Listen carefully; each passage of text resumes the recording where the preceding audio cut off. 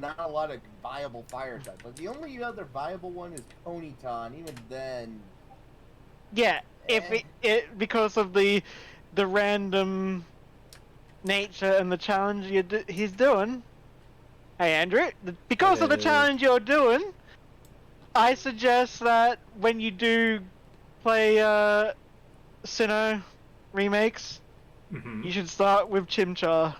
That is a valid thing. However, I'm going to say I'm gonna be a mad lad, and I'm gonna do a roll on my starter.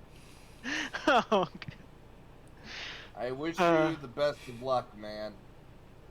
of course, I started with the best 4th gen starter, and Chimchar? named no, and named her Prinny. Turtwig? How dare you? How dare you suggest Piplup is the worst? I was making a joke. I'm Yeah, sorry. I know, and I was making a joke. Turtwig is my favorite of the three, but design-wise, though, mechanic-wise, yeah, it's either Chimchar or Piplup.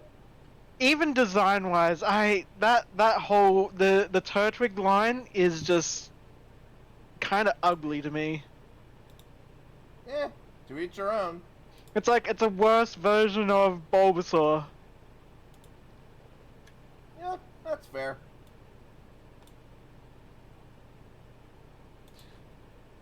Pardon me while I try to make OBS do my bidding.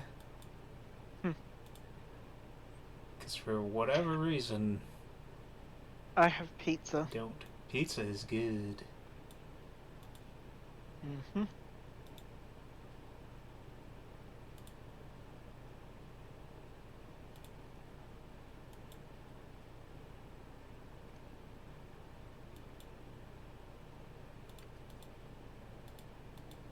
What kind of pizza is it? So the two types that I normally get are double cheeseburger Mmm. and no, I don't think we got bacon on this one. Doesn't look like it. Oh, that. And because I mean bacon. Okay, I'm gonna say this: bacon is average, or as the trash boys, as the trash talk boys say, it's mid. Heresy. You know what? That is completely fair. You are entitled to your opinions, no matter what. Even if they're wrong. Exactly. But in all seriousness, you are entitled to your own opinion. But yeah, not everybody's gonna like bacon. I get it. I mean, So I if like you say bacon. you hate Just garlic bread, then we're gonna have to have oh a no, serious I love discussion. I always get garlic bread. But yeah, Oh, and hell the other pizza is chicken and rasher bacon, barbecue chicken and rasher bacon. That is such a weird thing, although What? I can see it kind of working. Barbecue chicken and bacon? No, wait, was I thinking pizza for a second? Or I mean, that this a is burger? pizza, right? This is pizza, yes. Chicken on your pizza. Yeah, Okay, here in the U.S., that's not exactly normal. I mean, it's not normal, but it's an option. Like, I see it on Pizza Hut all the time. Like, barbecue chicken is, like, a thing. I mean, it makes more sense to me than, say... Okay, I'm not going to go with pineapple. I'm talking about people putting freaking banana on pizza. I mean, if we can have stuff like pineapple, I would say putting something sweet on there, like banana, could work. Though I can also see how that might not work out as well because it's more mushy, whereas pineapple at least has some structure to it.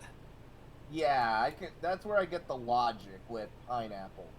At least there's some I can work with that. But banana is like, mushy. Whenever I hear anybody ever say, "Oh, fruit doesn't belong on a pizza," I have to always remind them, tomato. Yeah.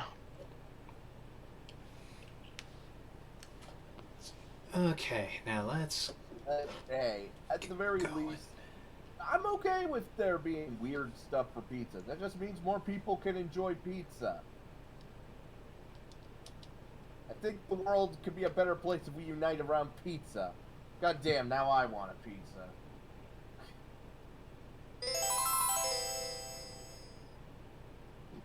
And now I want to watch the Samurai Pizza Cats.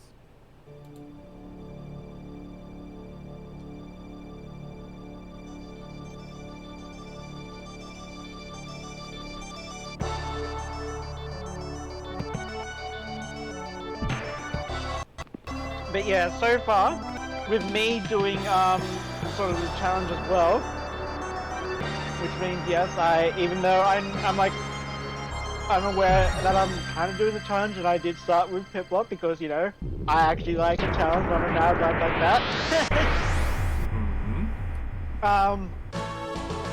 The first two Pokemon I've run into in the first route, the first Pokemon I caught was a Bidoof, so of course I got Chica, and it was a female Bidoof, so yay for me. And in the next route, the first Pokemon I ran into was a Shinx. Nice. I like the Shinx line. Yeah. I named her Raiju. Okay. So, what exactly is the challenge? Like, what are going to be the rules for all that? Just only capturing like the sort of one Pokemon per route. Yeah, like yeah. My idea is that it's like my thought is like I figure like I've put in a couple of exceptions for how I'm gonna handle it, which is like, okay, yeah, you go for the first one you encounter. If you accidentally knock it out, you're allowed to try again, but it has to be the same species that you encountered the first time around, just to avoid any cheating. And of course, if I run into a shiny, that's okay. Nuzlocke, all agree. Shiny Pokemon, fair. Yeah. I mean, it's like, I guess in a fashion it is kind of a Nuzlocke thing. It's just without the super hardcore thing, which I don't think would be very fun. I mean, hell, for me, even if I did as a Nuzlocke, it's not going to affect me because, fuck, Nuzlocks are easy. I might go 7, I don't know. It depends. I haven't played Thunder Bolt for a long time, so I don't remember everything. But hey, following the rules that you guys are at minimum, should be kind of fun for all three of us to compare teams and stuff. And given that, I don't know what Andrew's really go with, but I might go with First League or Gym starter. Legit. I like this one. This one, the water Pokemon, like I think, as I recall, Piplup was my pick when I originally played Diamond.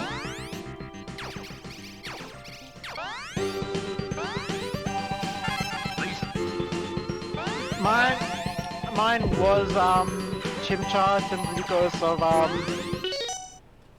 I saw that Chimchar becomes Infernape, and I'm like, Infernape totally looks like Wukong. Oh yeah, definitely a cool design. Yeah, out of all the firefighting, okay, it is a very close neck-and-neck race for me between Glacian and good old Wukong. For me, it's Blaziken just because of how sleek they are. Oh, good old Gradius. The last thing she's about. And as the stream title says, this is the Super Nintendo version, which is actually beatable. Yeah. Like, I have the Gradius collection on PSP, which includes the first 4 plus Gradius Gaiden. And it was very interesting to play like the original arcade configuration after having grown up on the Super Nintendo version, just because of how, one, it's a lot more difficult, but seeing the different ways some things were rearranged. Because like there was like some levels that were either swapped around or are missing entirely, or like there was an added one in the form of the hyperspeed zone. Watching this just makes me want to do a playthrough of the Toho games again. I played through like the first three. No, actually not the first three, because like the first three are very different from what then became the standard. As I recall, like the original Toho was like basically a breakout clone. Yeah. I can't do much.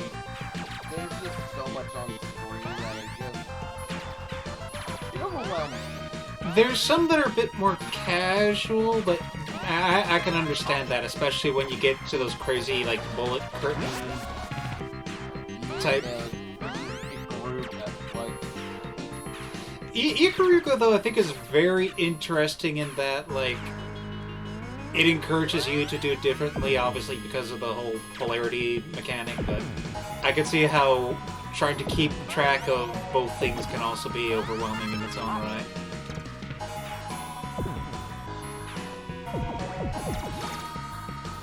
Oh, and now we can see where this is.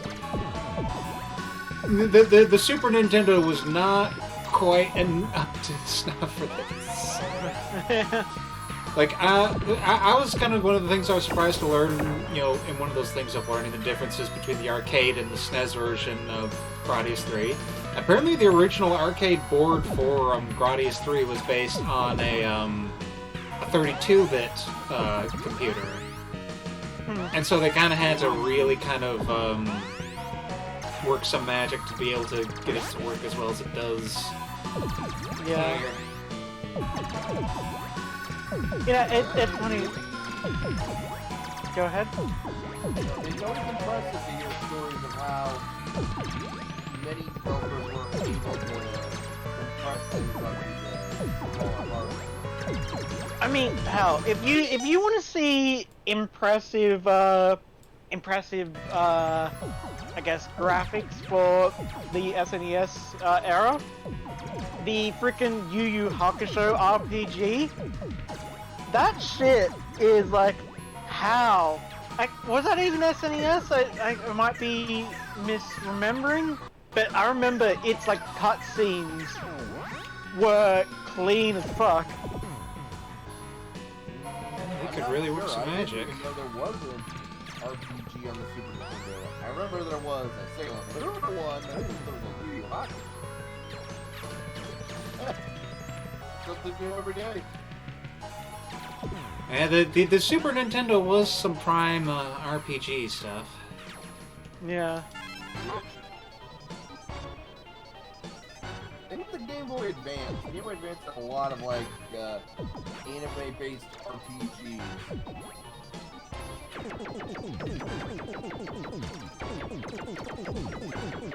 Like, hey, you need a tie-in video game based on anime? Alright, I gotta do an RPG on the Game Boy Advance. It makes sense when you kind of think about it, because the Game Boy is, you know, portable. Just about anyone can have it, and you know, you could probably count on whatever your target demographic having Game Boy. And it's like, I mean, for the longest time, like,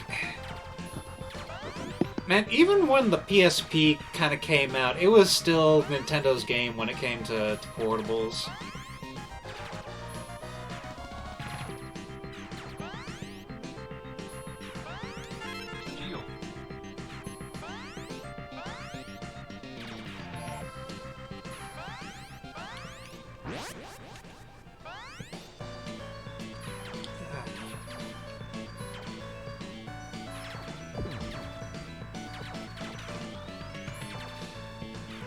Just as a heads up, I am probably not going to be able to finish this. In fact, I am very willing to bet I will game over.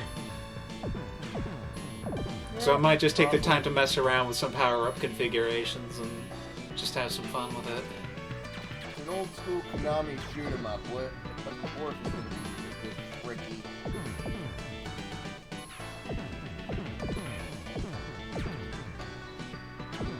And it is kind of one of those things where, much as I kind of poke fun at it a bit, the slowdown is kind of nice to have at times, just to kind of give you that little extra time to read the screen.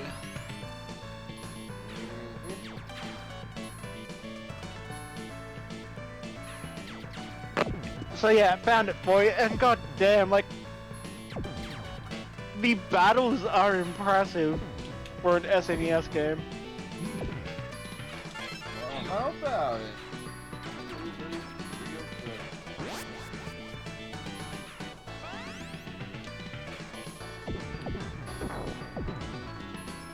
But yeah, one thing I was going to talk about earlier, it's like, I've been listening to a lot of Toby Fox's stuff, and when I say a lot of Toby Fox's stuff, I should really just say Undertale and Deltarune soundtracks.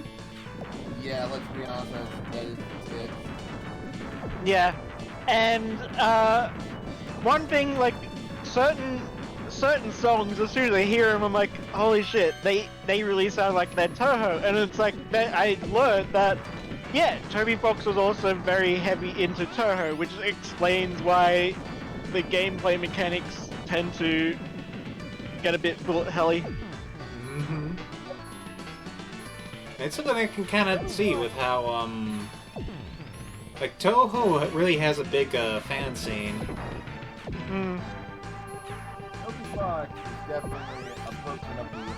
I mean, one of his first earliest projects was, in fact, a ROM Earth Pack, where the villain basically cusses you out and everything. As I recall, that was where the original rendition of Megalovania came from. Yep. Yep. And one of the things I did try and get you to do, but you never did anyway, was go to the Battle Tower, because he did a song for Pokemon's Battle Tower. Ooh. I was gonna say, do you recognize who made this song? But yeah.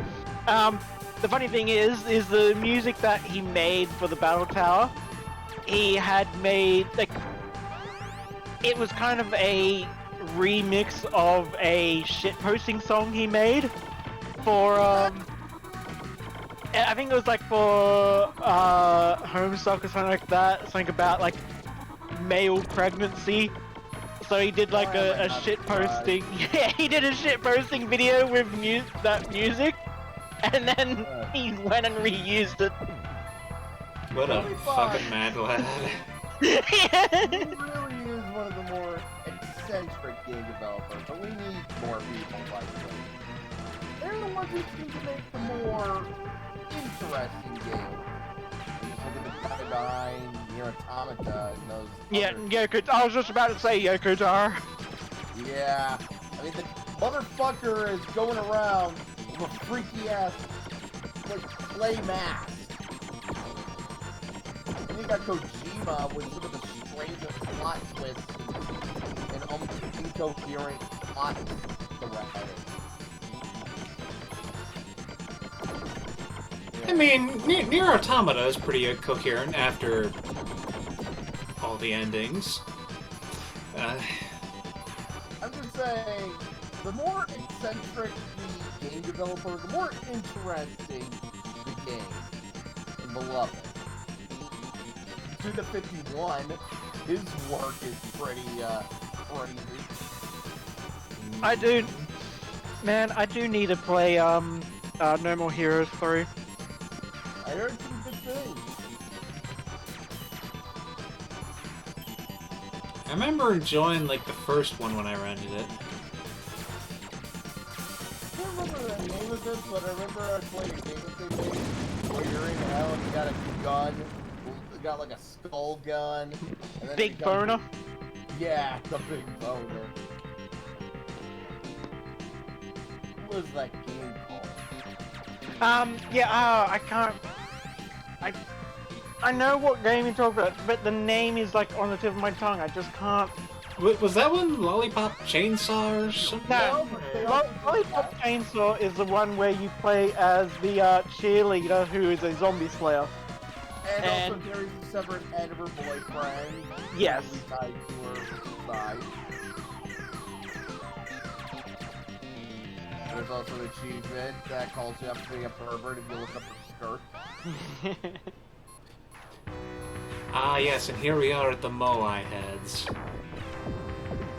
I thought that was a Parodius thing. Nope, that's that's full on Gradius.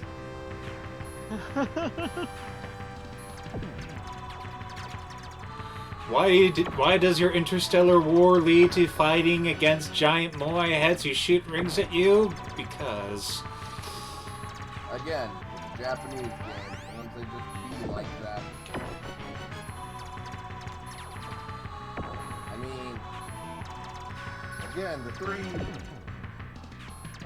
Japanese comedy can go from like puns to pervert, slapstick to fucking absurdity.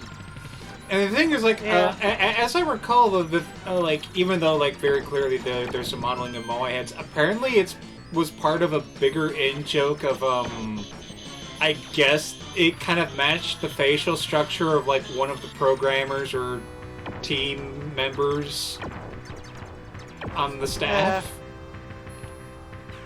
I mean, one of the things that kind of becomes clear when you look at the Konami games. We were talking about this like the other week about like sort of shared universes. I would not be surprised if the Konami games were all part of a shared universe, considering in the Yu-Gi-Oh card game you can get frickin' one of the Gradius ships as a card. I mean, Yep. Moai heads are a recurring theme across Konami games. I mean, hell, the Moai Interceptor cannon is in fact a Yu-Gi-Oh card. Yeah. I know that they made the Vic Viper card along with the options, and I believe they also made some of the Starfighters from other games a card, and I think at least one or two of the big core style boss ships. Yeah. Well, when it came to Konami, when they dueled Noah used Gradius in last episode, and then in GX, Season 2, Jaden dueled in the dub Lorenzo, gaming extraordinaire, Bada Big, who uses the freaking, Gradius boss rush attack.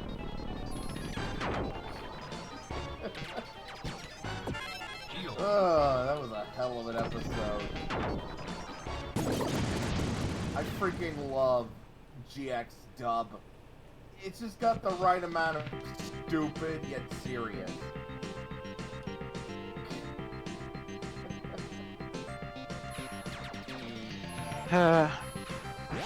Honestly, if there is one, I would never let the Yu-Gi-Oh dub change. Like, redub everything else, keep Yu-Gi-Oh, also Kirby right back at you. That was also a really good job. It actually fit the feeling of, well, the show.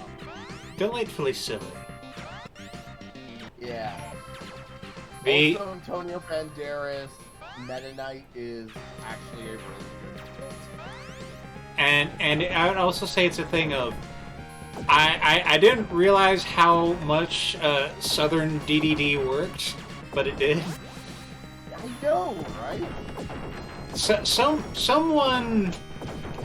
Someone working on that dub production had an idea, a brilliant idea, and they just went with it, and I'm glad that they did. Yeah. Well, it's like the same with Meowth. Like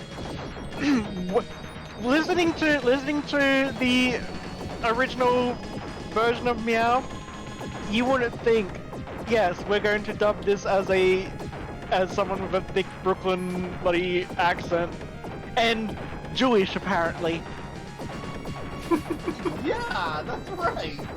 Because he does use Yiddishisms. Yeah. Wow. Woman who voiced me out did a really good job. Rest in peace. Yep, and the replacement is near perfect copy. Not exactly, but it's definitely a good success. I did not mind the change when they changed from Veronica Taylor for Ash. That took a little longer to sort of get used to.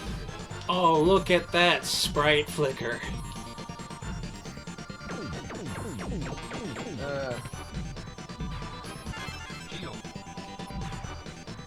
I'm glad that Gary's voice didn't change, though. Ah. Motherfucking O. That sneaky fireball or fireballs. Yeah. That's for cards that Konami actually for Yu-Gi-Oh! Did reference a lot of their properties in their cards. Ooh. I remember they even had a card that's supposed to look like, you know, solid snake. Yeah. Look up on the You know, we were talking about this yesterday, but it's like with Mario Maker. One thing that surprised me about Mario Maker is the abundance of shoot 'em ups that people made using Mario Maker. Oh yeah, because of the whole thing with the Bowser's clown car. Yeah. That was one of those things that was real neat to see people take a thing and run with it. This is gonna be my game over. Like, of course, it's always bad in Gradius to be hit and you gotta work up all your power-ups. But man, this stage with the frickin' splitting fireballs is just the worst.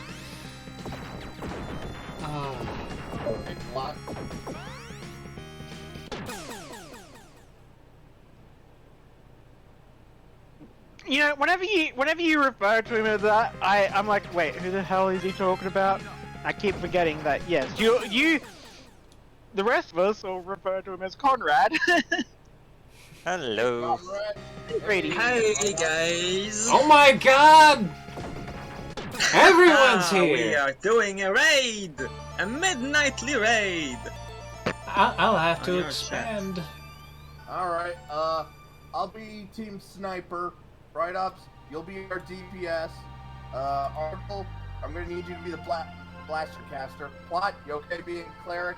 Andrew, you're team leader. No, let's be Wait. honest here. Grady would be the tank. I imagine Conrad would really go healer, or Andrew would be healer. I'll take DPS, I guess. You'd be off tank. Alright, fair enough. I'll take off tank.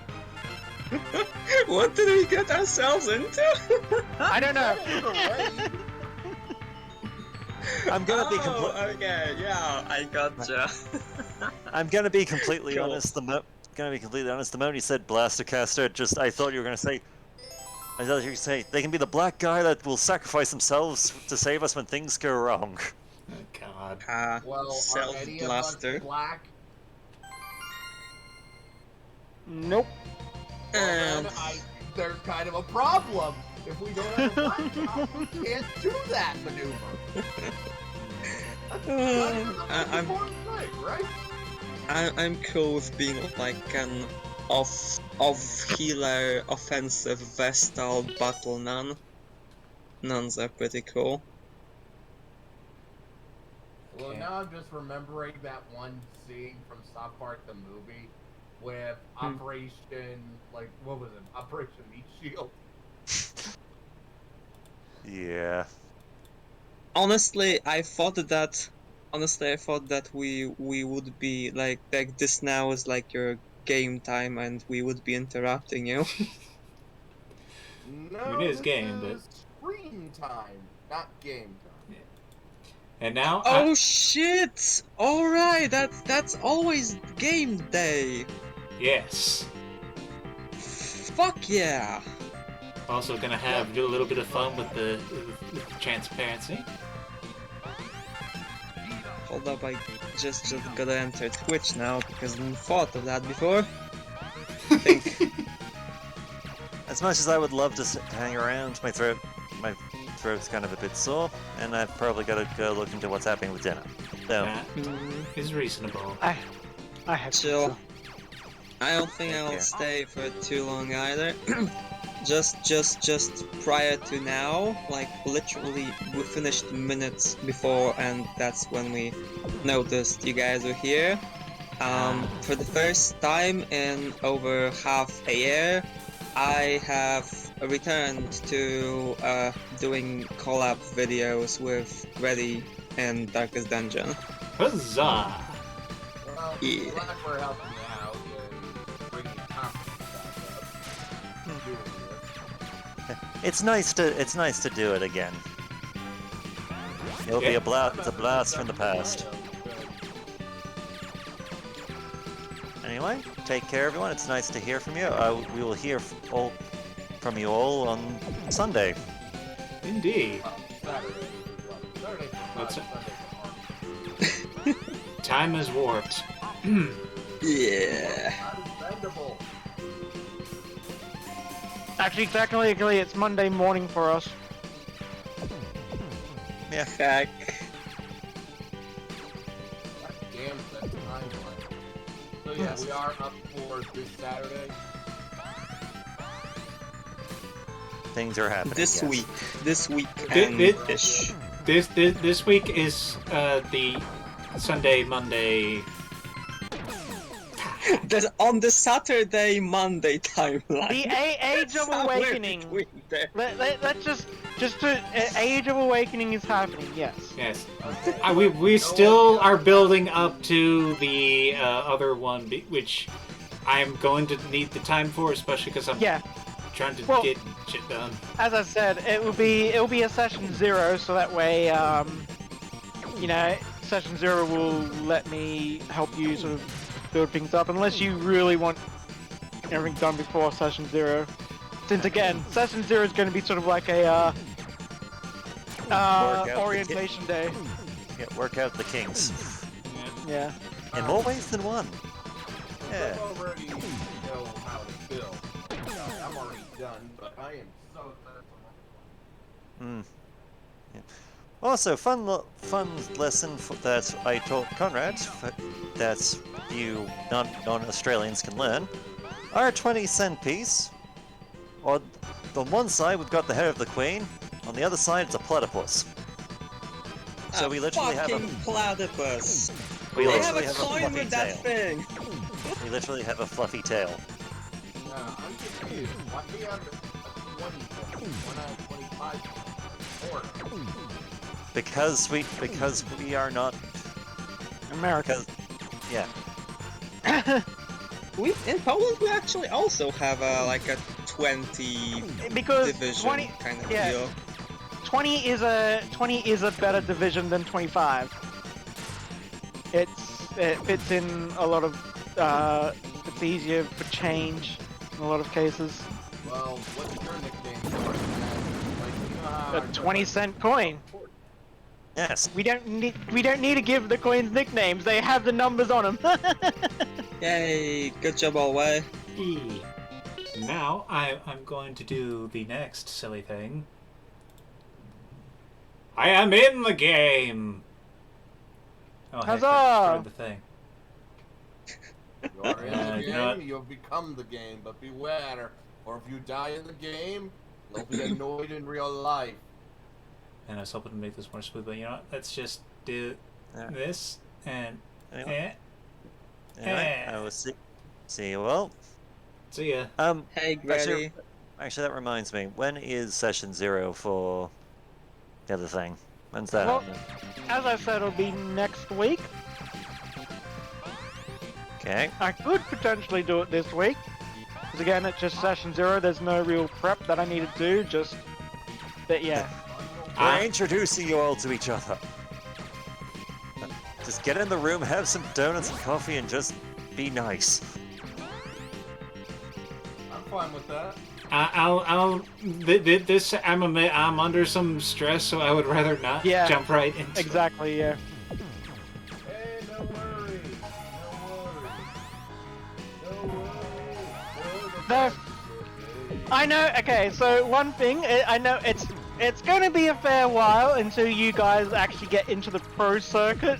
So I'm already wondering, just trying to figure out like what kind of entrance your characters would end up coming up with. Like, I know the only person that probably has a clear idea at the moment is Bren, because you probably had your whole character's gimmick and entrance music and probably even finish a move already planned out the moment you created him. Okay, entrance music, no. As for the entrance, something like possibly a volcano rising out of the ground and him being shot in. If we play through the fire and the flames, that's a little A volcano erupting, huh? Hababa. Hababa.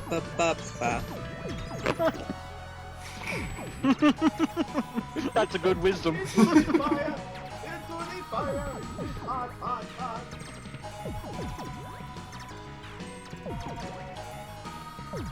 Yay, Owa, you have big balls. How our group operates. Yes. Are we gonna have like a team-based entrance? I mean, yeah, so it's like, yes, it is mainly going to be team-based, but there are going to be times when you might do solo.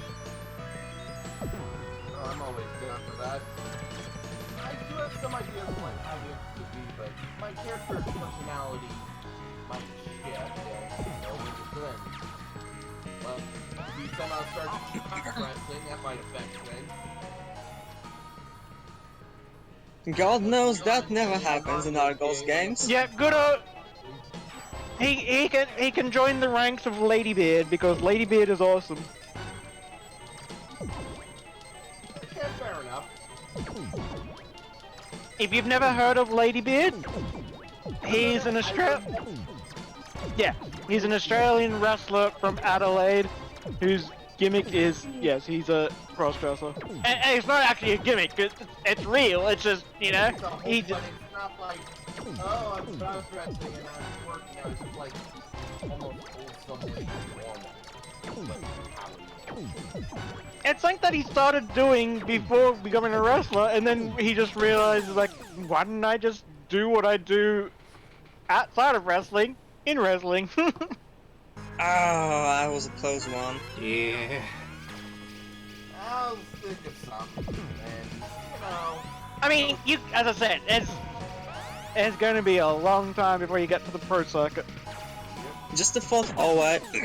If you go for the same kind of situation, you might want to potentially... sorry. If don't that worry was on about me. Maybe get a bit closer to that eye and have those orbiting your ship attack the bubbles while they're already forming. I was trying for a bit of that, but... There was lots of stuff. I don't blame you. It looked difficult. Indeed.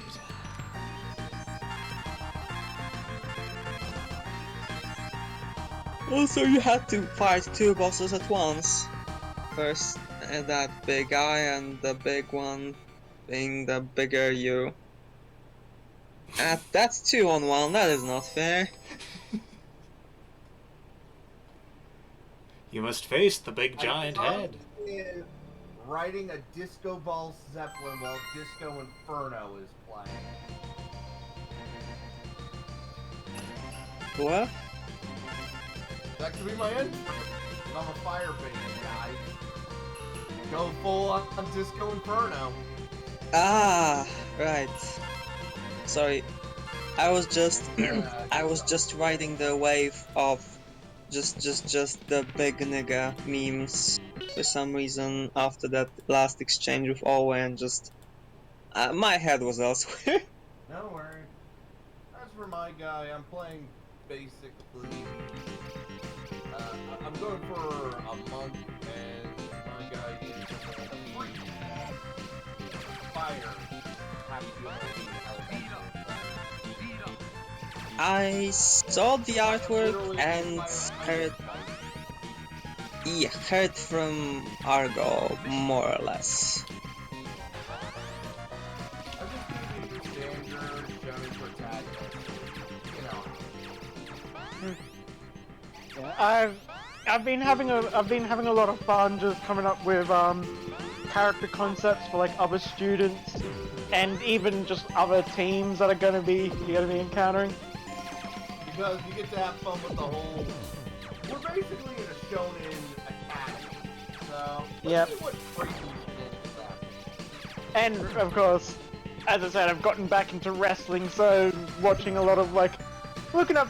I've told you before about Luchasaurus. That okay. Wrestling is one part awesome move, another part jack trick, and then finally one part cracktastic backstory. You know, Argo, you say got back into wrestling. I knew better, but for a moment I just fantasized like you as a person actually like doing the wrestling thing. Ah, hell no. I don't have the. To be honest, I've actually did when I was in middle school. I tried to get into wrestling because that'd be cool, you know, because you didn't realize it's everything. What are you talking about, Brent? It's totally real. Yeah.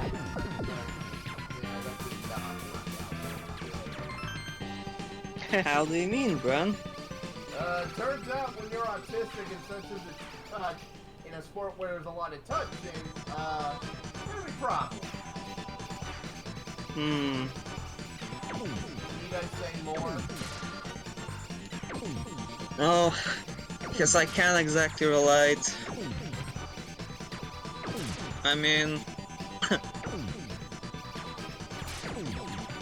from a perspective of a layman, that could potentially be a good thing, though depending on the severity, I guess. To elaborate, back when I was in primary school, and Story the time with teachers. I said story time with Conrad. I mean, if you guys don't mind. Speak! So,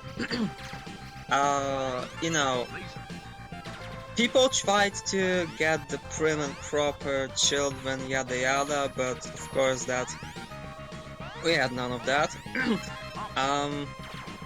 Me and my friends basically had an agreement of, okay, we just gotta keep a mutual bond of silence about any and all injuries that we mysteriously happen to get every now and then, like, you know, in front of the teachers, just kind of just like, I guess he just stumbled on the stairs or some shit, I don't know, because we just so much enjoyed sneaking out into remote corners of the school and just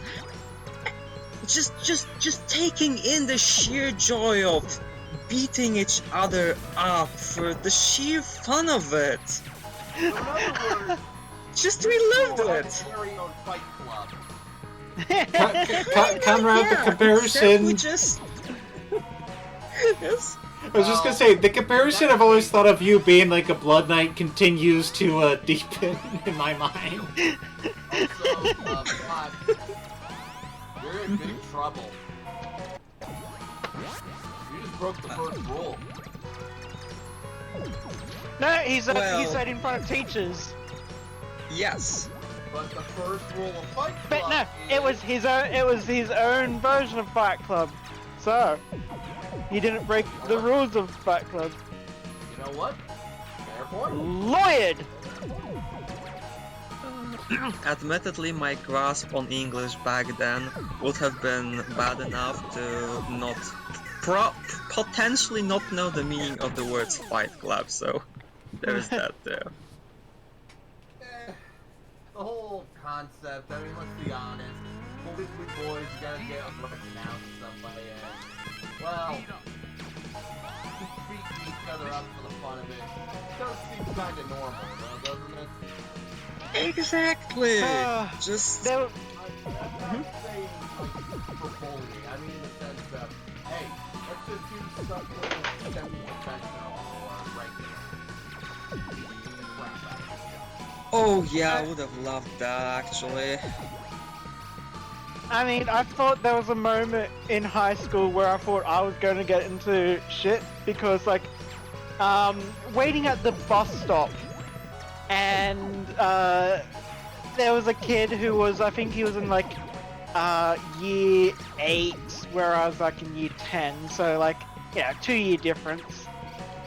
And you know, we would talk to each other because we were both fans of wrestling, and that's when I'm like, I came up with my own wrestling move, and he said, show me. And I'm like, it's hard to show without actually doing it to someone. He's like, do it to me. Oh god, I see where this is going. So, what my wrestling move was, and it's really a shitty wrestling move, it was basically a choke slam, but instead of actually like lifting him up, because I couldn't do that, what you'd do is you'd grab him by the neck, and then you'd sweep the legs out from under him, and slam him to the ground. So, like, I intended to do that as, you know, softly as I could, but of course, I'm a dumb kid that doesn't actually know restraint. Yeah. So, he of course started crying, and I'm like shitting myself trying to be seeing if he's okay, and he... Oh, hit me back so it's fair. Yeah, no. Aww.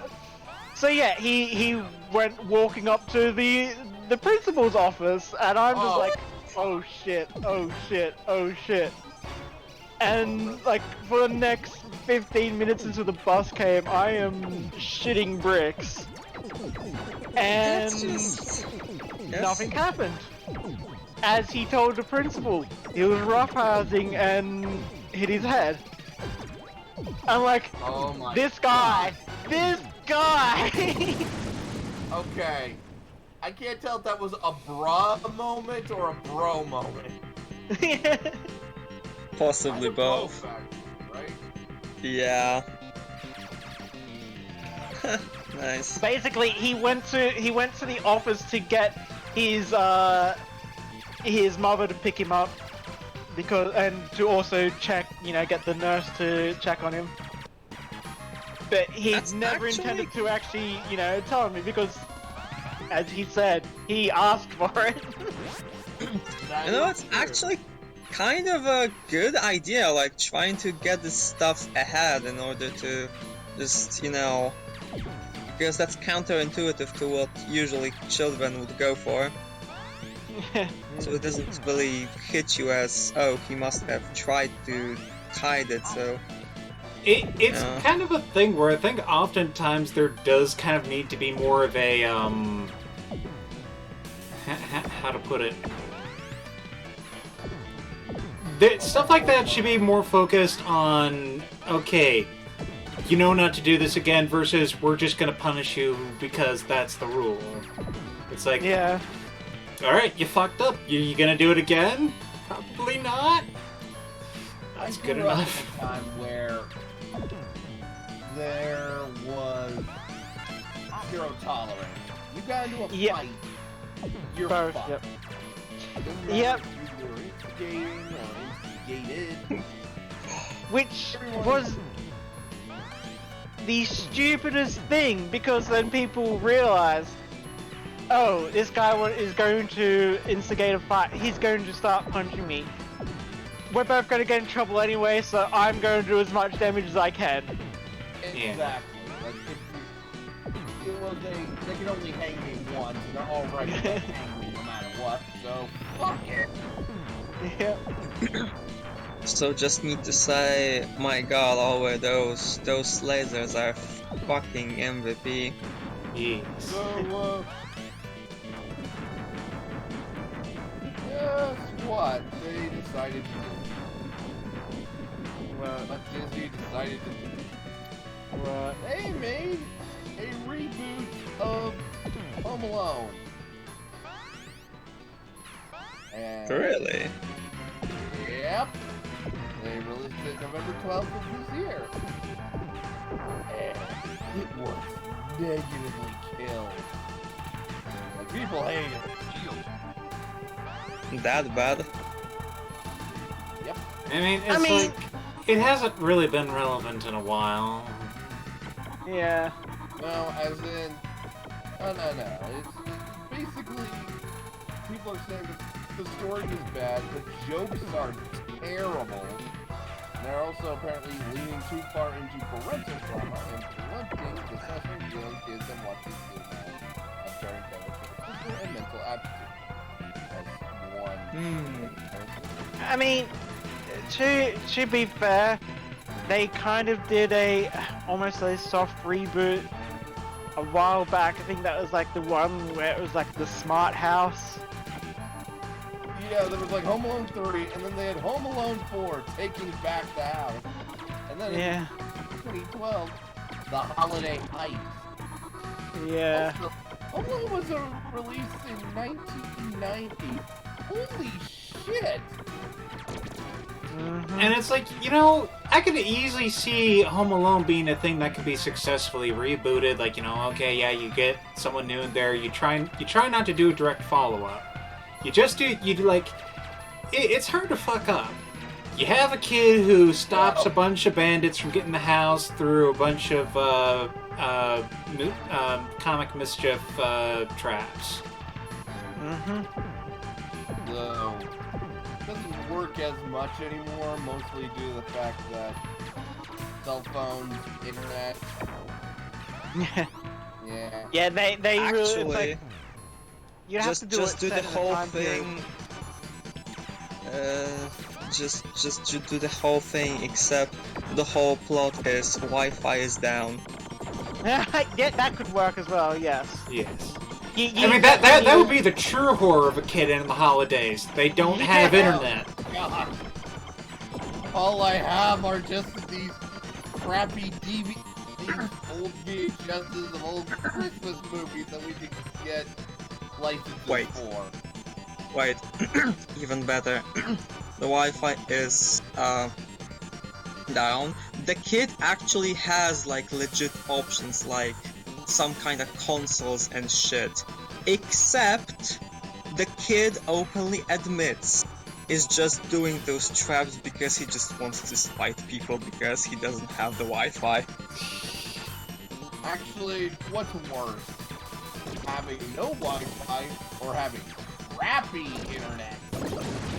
Oh yeah, that is almost worse. Where it's like, oh, okay, I think I've almost got it buffered. Maybe no, it's still loading. Yep, It's going and only 5 seconds. Yep. Yeah. Crappy. I think actually, having crappy internet is worse than no internet. Yeah. Also combine that with mobile games.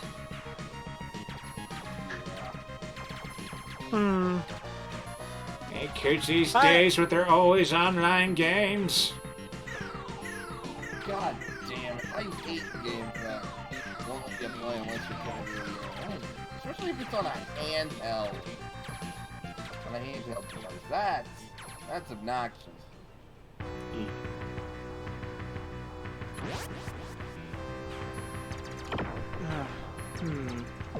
Cancel. Oh yeah. I was just gonna say that just kind of reminds me again of Digital Extremes doing what they kind of do best, kind of. So again, whenever they realize that what they're doing is like kind of part of the shitty microtransactions, they fix it, and they had that same problem again with this new event they're doing. So they've fixed it. But it's just like, come on, guys. Little extreme. Yeah, you know. The Warframe guys. Right. Sorry, it's been a while. I forgot. Yeah. Yeah, that was their name. So this new event they're doing is all the prime warframes are being unvaulted. It's 2 per week, and you can farm a special resource to basically purchase them. Yeah, basically get them straight from the vault. But of course, they were like, yeah, if you don't want to farm, you can actually just use real money to buy that resource, which that's fine. Like, you know, that they do that with platinum. The problem is people are like, why don't you just like basically do it using platinum, since that is something that you already have, or just straight up buy the frame, since like they do that when they release new stuff. Yeah. yeah. That just feels like buying with directly with platinum with extra steps. Yeah, so what they've done now, it's like, okay, yes, the resource packs are still something you can buy, but they're also giving people, you know, bundles of platinum when they buy them. So that way it's like, yeah, it's not... They're still getting the main currency. Yeah, which is a cool thing, because like I like it when they, like when I went and bought the Valkyr statuette, I thought that was pretty cool that they included some extra platinum to go with it. Yeah, from what I can tell, Digital Extremes is one of the few free-to-play companies that actually, well, is doing their best to keep the fan base in tight. They're not trying to milk people to drop. Yeah. They're not Or if perfect, they but are, hey, nobody is. They're playing a more Yeah. long game. ArenaNet is kind of the same, especially it's like with they're the guys that do Guild Wars 2.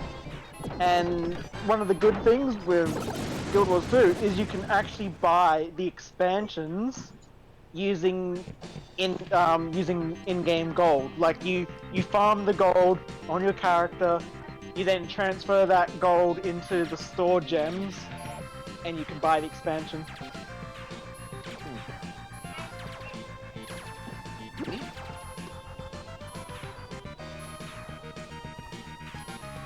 Wow, look at the time. An hour's already. I'm pretty tired now. I'm thinking about it. I'll probably go to my next game over and call it a night. Well, it was a pretty Works nice, for me. chill day. Reckon I'll go sleep after I bid goodbye to you guys. Yep. Oh So- my god. Hey, something I just noticed, Andrew, with, when you posted that VOD, the screenshot for, like, the, you know, YouTube picture, it just looks like Pop holding his hands up and about to say, and so the fish I caught was this thing! That's what it looks like. So It looks like he's having a stroke with the ball and saying, yeah, the fish was this big. fair enough. You're gonna say, Arthur? Yeah, so, your fusion, is this the last day of doing your fusion? Oh shit, yeah, cause I said I'd do that until the remakes came out. I might do another that is based on which components I got the most of, and do an extra fusion, but that'll probably depend on my willpower. Fair enough. How about like just one final hexa fusion between 3 of your already existing fusions? Hexafusion. Man, hexafusions are pretty bad, but yeah.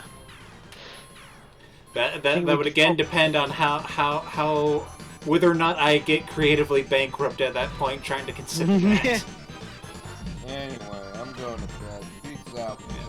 Yeah. Good night, Brent. See ya. Yeah. It's just a suggestion.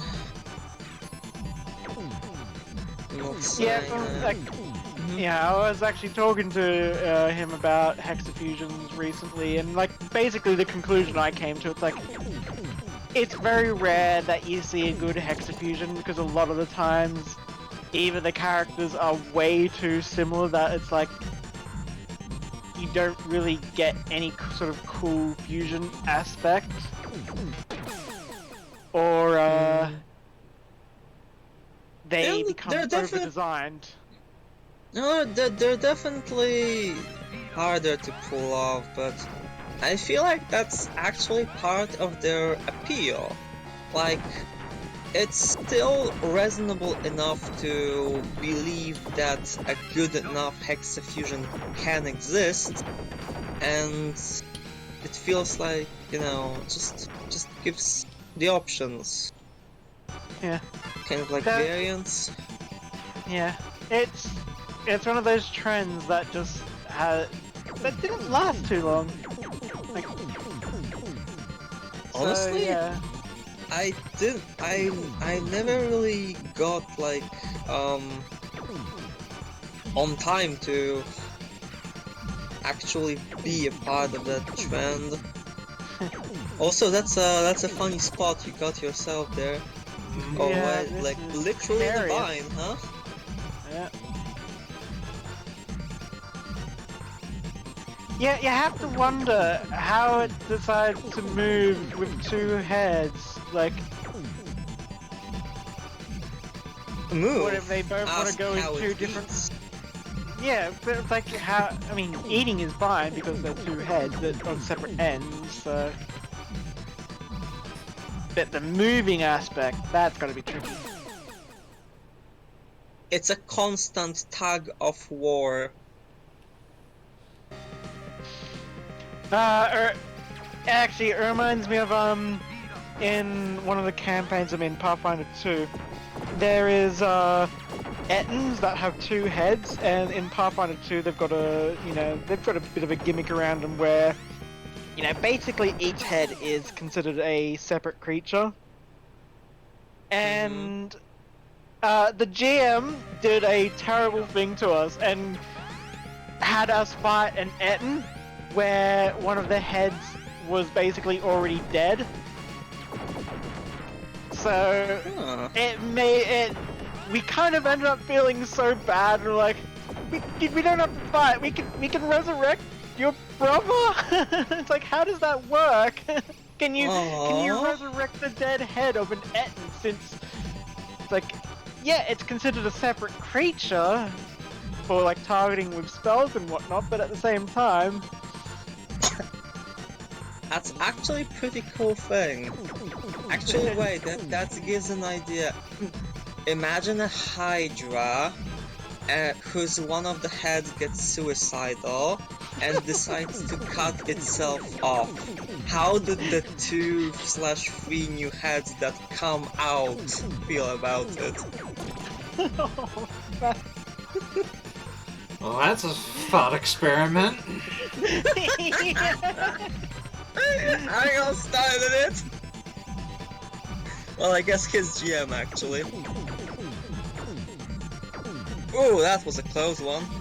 I just now imagine two more grow, and then they're just like, God damn it!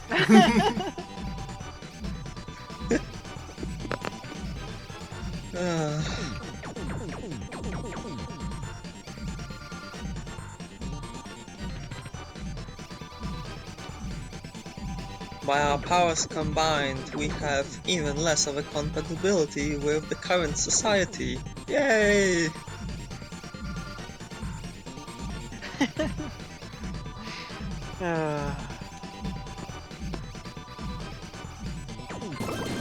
Speaking of, actually kinda wondering how the whole Fey society of yours and the current campaign is going to... Oh, that was just bullshit!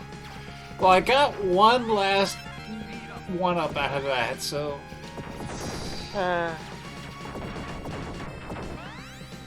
Jeez. Though I suppose if they went outwards, then actually being in the middle of those falls could be a legit strat. Indeed. In the middle of the snake falls. Just follow the advice of Sa. Just let yourself get embraced by the snake. Yes. Unfortunately, I automatically die when I touch these coils. Oh, what can I say? Love hurts. Oh my god, just let them stay this way. It's so beautiful. Nah! Fucked it up! The snakes, not you all the way. Don't worry about it. You're cool. It was just such a cool Ouroboros that they were doing. Yeah. Okay. Oh no! Oh no! Oh no! Now!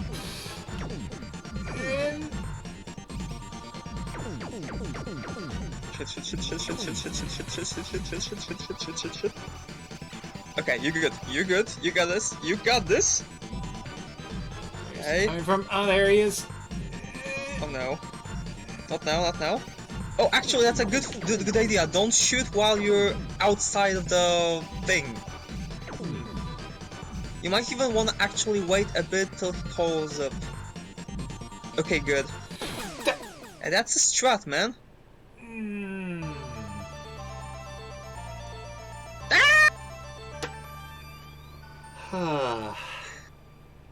It's the curse of backseat driving. Or like this, It's the like- streamer curse or the Let's Play curse. Shit.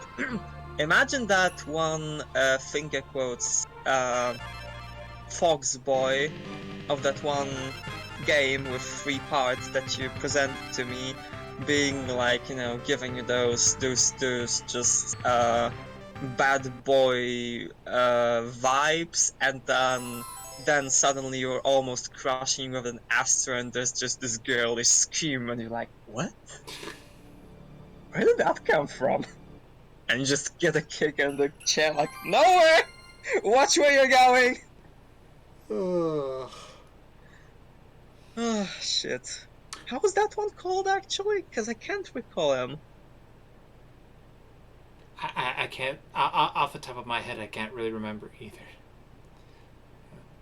Well, Well, in any case, Yes, going to cool. say good night for stream, and Yep. thank you again, dudes, for being cool bros and hanging out with me.